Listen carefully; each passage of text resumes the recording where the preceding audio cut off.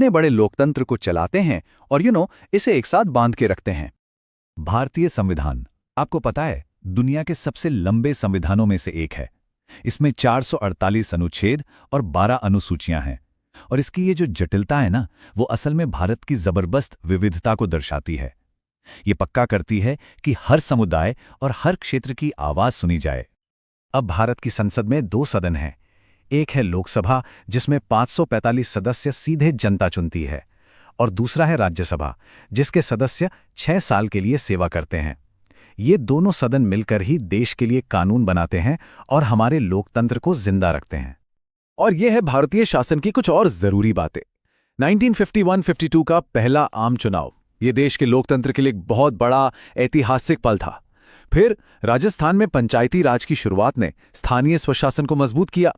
देश में कुल 25 उच्च न्यायालयों का जो नेटवर्क है, वो ये सुनिश्चित करता है कि न्याय सब तक पहुंचे। और हाँ, अनुच्छेद 352 राष्ट्रपति को राष्ट्रीय आपातकाल घोषित करने की शक्ति देता है।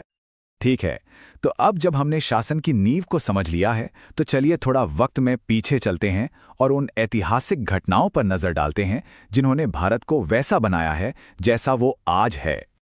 ये समय रेखा एक तरह से भारत के स्वतंत्रता संग्राम की कहानी कहती है।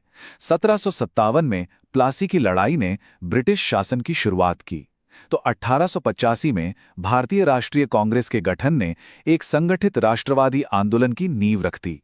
1919 का जलियांवाला बाग हत्याकांड, इसने आज़ादी की मांग को और तेज कर दिया। और फिर 1942 में आज़ाद हिंद फौज का गठन इस संघर्ष में एक और महत्वपूर्ण कदम था। जिस दौरान भारत अपनी आज़ादी के लिए लड़ रहा था, ठीक उसी वक्त दुनिया एक बहुत बड़े संघर्ष में उलझी हुई थी। 1914 से 1918 तक जो पहला विश्व युद्ध चला, उसने पूरी दुनिया में शक्तियों का समीकरण ही बदल दिया, और इसका गहरा असर भारत के भविष्य पर भी पड़ा। भारत का इतिहास इसके भूगोल से बहुत गहरे से जुड़ा हुआ है। तो चलिए अब देश के अलग अलग परिदृश्यों और उन जरूरी बुनियादी ढांचों पर नजर डालते हैं जो इसे एक साथ जोड़ते हैं। एक बड़े नजरिए से देखें तो हमारी पृथ्वी की सतह का 71% हिस्सा पानी है, और भारत अपने लंबे समुद्र तट और इतनी सारी नदियों के साथ इस वैश्विक जल विज्ञान का एक बहुत ही महत्वपूर्ण हिस्सा है, जो यहाँ के मौसम और अर्थव्यवस्था को आकार देता है। भारत सच में आश्चर्यजनक विविधताओं का देश है। देखिए, उत्तर प्रदेश सबसे अधिक आबादी वाला राज्य है, जो देश के मानव संसाधनों को दिखाता है। पश्चिम बंगाल चावल का सबसे बड़ा उत्पादक, हमारी कृषि शक्ति को दर्शाता है। गंगा सबसे लंबी नदी, लाखों लोगों के लिए एक जीवन रेखा है। कंचनजंगा सबसे ऊंची चोटी, इसकी प्राकृतिक सुंदरता का प्रतीक है। और अरावली सबसे पुरानी पर्वत श्रृंखला, इसके प्राचीन भूविज्ञानिक इतिहास की गवाह है। तो ये भौगोलिक विशेषताएं भारत की अर्थव्यवस्था को चलाती कैसे हैं? मुंबई में देश का सबसे बड़ा बंदरगाह है, जो इसे अंतर्राष्ट्रीय व्यापार का एक बड़ा केंद्र बनाता है। और हावड़ा में सबसे बड़ा रेल जंक्शन है, जो पूरे देश में माल और लोगों की आवाजाही को आसान बनाता है। ये तो जैसे देश की आर्थिक धमनियों की तरह है ना?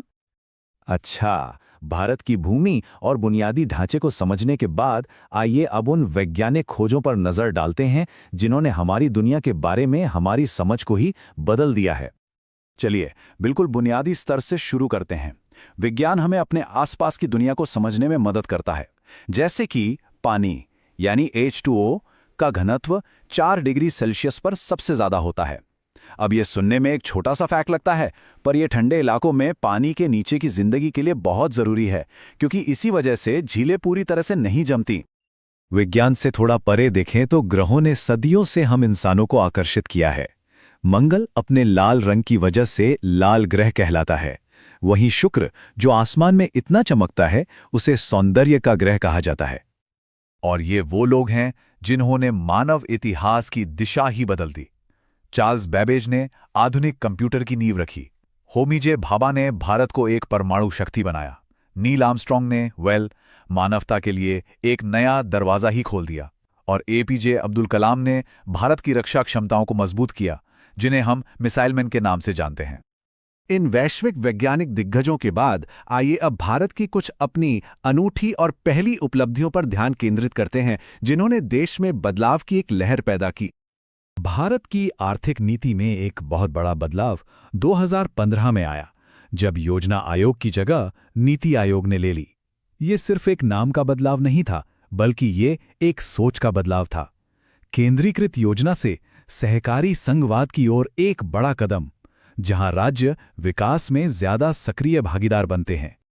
किसी भी राष्ट्र की पहचान उसके प्रतीकों में बसती है। पिंगली वेंकैया द्वारा डिजाइन किया गया हमारा राष्ट्रीय ध्वज हमारी एकता और विविधता को दिखाता है। डी उदय कुमार द्वारा डिजाइन किया गया रुपये का प्रतीक हमारी आर्थिक शक्ति का प्रतीक है, और उपनिषदों से लिया गया हमारा राष्ट्रीय आदर्श वाक्य सत्यमेव जयते हमारे मूल्यों को दर्शाता है। इन पहली उपलब्धियों ने भारत में सामाजिक तरक्की का रास्ता खोला। आनंदी गोपाल जोशी ने महिलाओं के लिए चिकित्सा के क्षेत्र में दरवाजे खोले।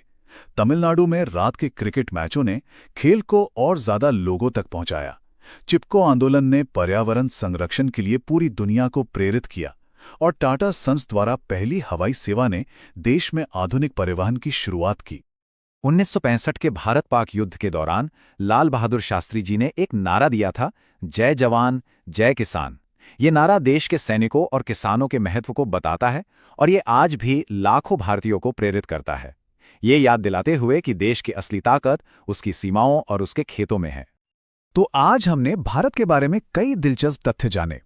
अब जरा सोचिए, इनमें से कौन सा एक तथ्य था जो सबसे ज्यादा हैरान करने वाला लगा और जो देश को देखने का नजरिया थोड़ा बदल देता है।